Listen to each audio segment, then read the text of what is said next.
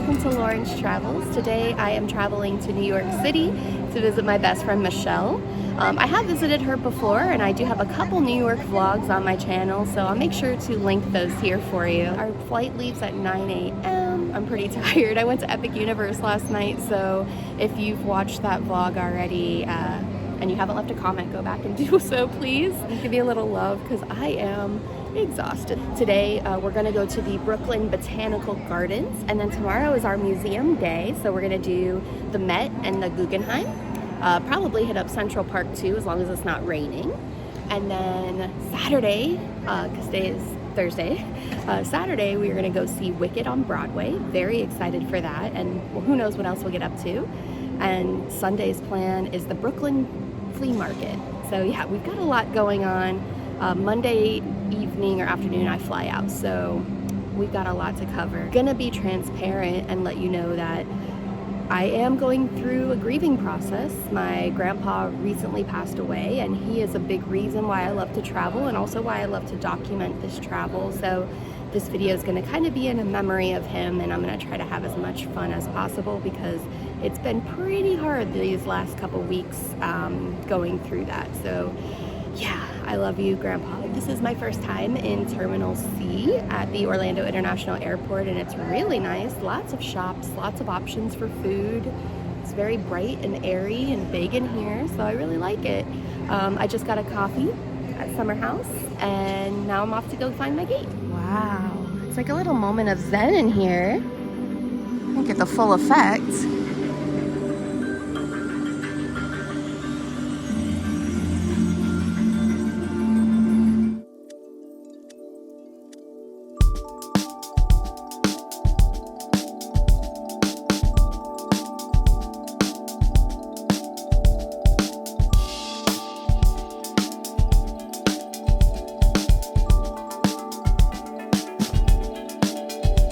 My best friend Michelle works at a museum in New York, so we were able to get something called a culture pass. So thankfully we did not have to pay for admission today, and the museums we're going to tomorrow we also get in for free, so that's a fun little bonus. I'm hoping we see some cherry blossoms. Got these pretty, like, I think these are daffodils. I'm not a flower expert, so if I say something wrong, oops. Some pretty tulips. Oh, and these are like 2 colors in one. Pretty. It's cherry blossom season. We do have some cherry blossom trees out. They're so pretty. Have you seen them here before? No. First time? They're gorgeous. I was kind of thinking that I wouldn't even see the cherry blossoms on this visit because I looked at the website and it said that they're kind of more fully in bloom at the end of April. So all of the trees that are in this garden here are going to be fully flowered, but a couple of them have started to flower, so it's exciting to see. These are some very puffy, beautiful cherry blossoms. I love it. Looks like a pink cotton candy sky. It's nice to see the pink and the white cherry blossom tree together. They're both so gorgeous. This little bridge is cute.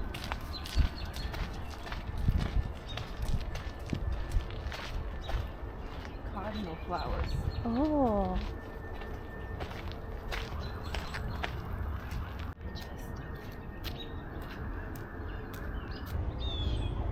I like when they make a canopy like this, it's so pretty. And then straight across we have that temple. It's gorgeous.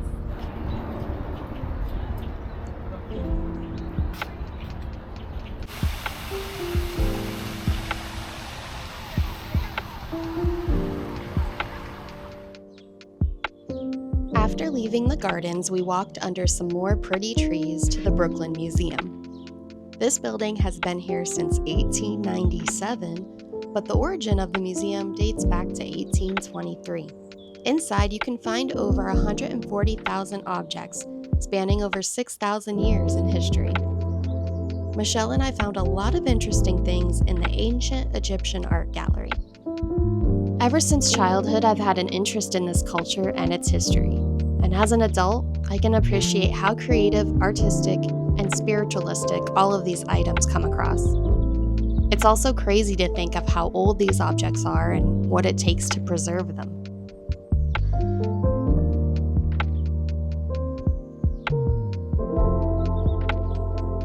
I got pretty excited to see a Book of the Dead around the corner.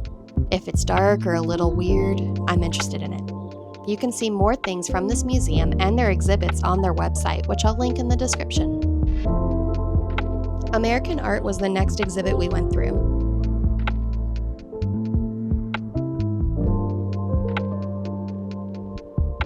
I found some Tiffany lamps, which you'll see more of later. And Michelle was pretty moved to see this painting, paused to read about it, inspired by the women of Rikers Island.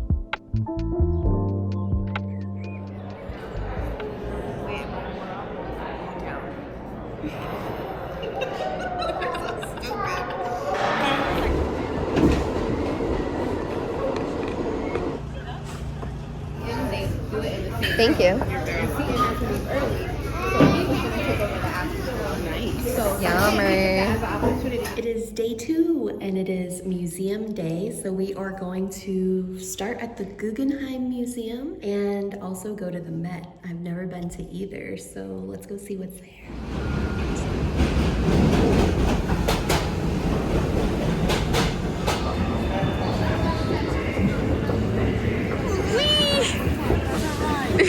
It is a rainy day in New York today, so it is actually the perfect day for museum. Construction was going on, so I'll spare you that sound. We started on the 5th floor to see their collection in focus. All of the works were done by Brazilian artist Beatriz Milhães.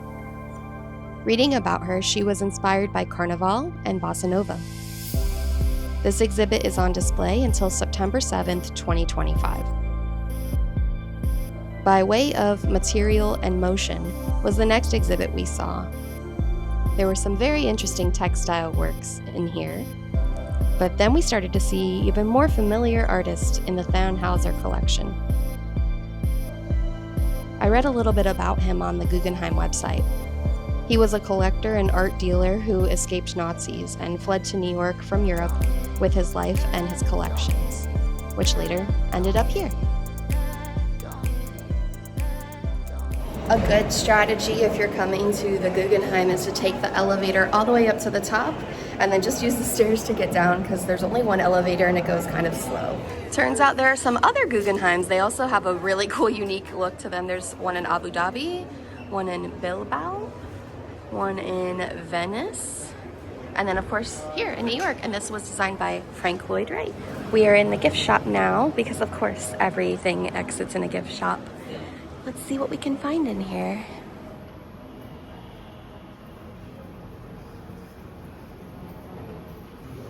These are so pretty.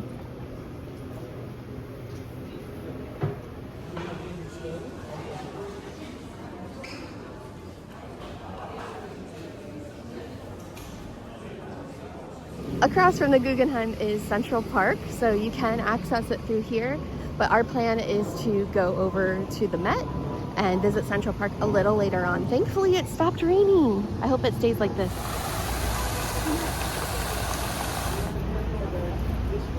We are here to see as much as we can, but specifically the American Wing. I'm just overwhelmed of how massive it is in here. It's so pretty. The line is pretty long to get in, so keep in mind you might want to come here early if you're wanting to do a full day here. Just a little overwhelming.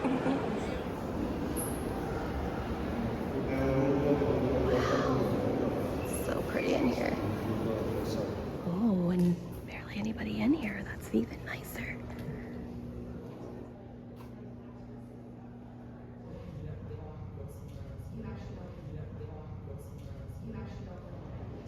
This is the American Wing, so we're seeing some stunning artwork and furniture that would have been in lots of fancy homes.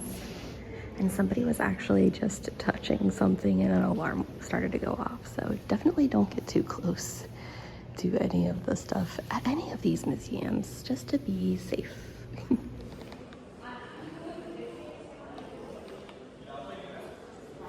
If you are hungry, they do have a place called The Eatery. They are open Thursdays through Tuesdays, 11 to 4, and closed Wednesdays. So there is a food option here if you want to grab a bite. That is the ground level we've started with, and now we've made our way up to the first floor. I think there are 3 floors total to explore. Medieval art. We found it. Love the stained glass windows. We found the room where there are tons of armor and swords and weapons. This is a really fun room and so much to see here. Founded in 1870, the Met is packed with history, art, and culture in its 2 million square foot building. While I didn't see everything there, many objects had my interest. This one room was based on Afrofuturism with a retro, multi-sided TV to draw you in.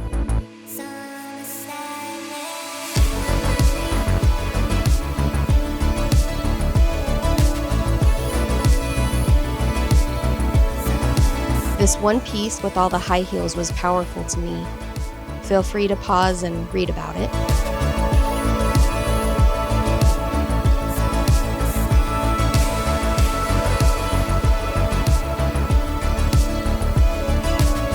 I found some beautiful and interesting statues before winding up in more Tiffany. I also found a section that has Tiffany art here, and there is one close to me in Orlando in Winter Park, the Charles Morse Museum, but it's fun to find that stuff here too. Found more Frank Lloyd Wright today after going to the Guggenheim, and then this room here, which is all his designs and furniture.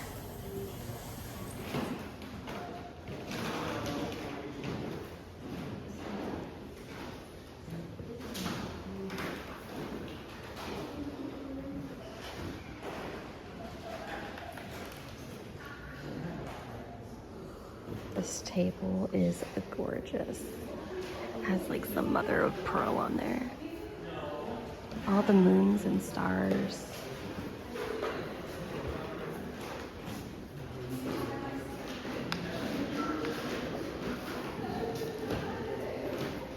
That was such a fun and overwhelming experience because there's so much to see here. But it's time for lunch, so we're gonna go head off to get some grubs. We are walking through Central Park to get to our lunch spot, so I think there are some cherry blossoms in here too.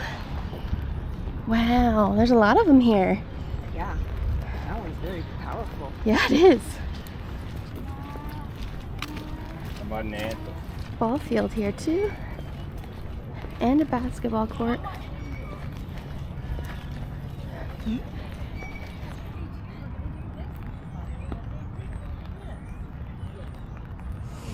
This is gonna be our lunch spot.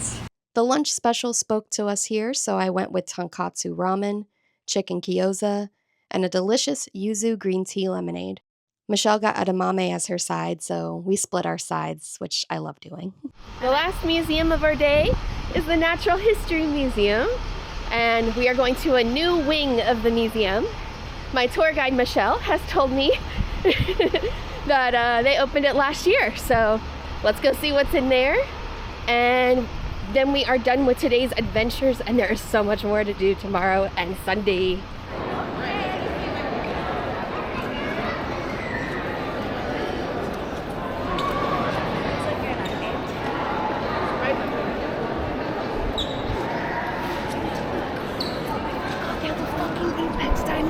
So this is an actual Stegosaurus. It is over 150 million years old. I heard about this and heard that someone was selling a dinosaur that they found in their backyard near Dinosaur, Colorado. That's insane. Look how cool this is. So we found out that someone anonymously purchased the dinosaur for $45 million, and I guess the museum here has it on loan. So don't know how long it's going to be here, but that's something really interesting to see if you are here while it is. Minerals and crystals are always nice to see in any museum. I have a small collection at home, but nothing like these. We kind of went to each window and picked which one we would take from it. After many museums over the past couple days, we were beat and headed back to her place. I'm gonna share even more of my trip in part 2, including something that's never happened to me before that was a little bit traumatic and how I handled it. Stay tuned, and thanks for watching part 1. See you next time on Lauren's Travels.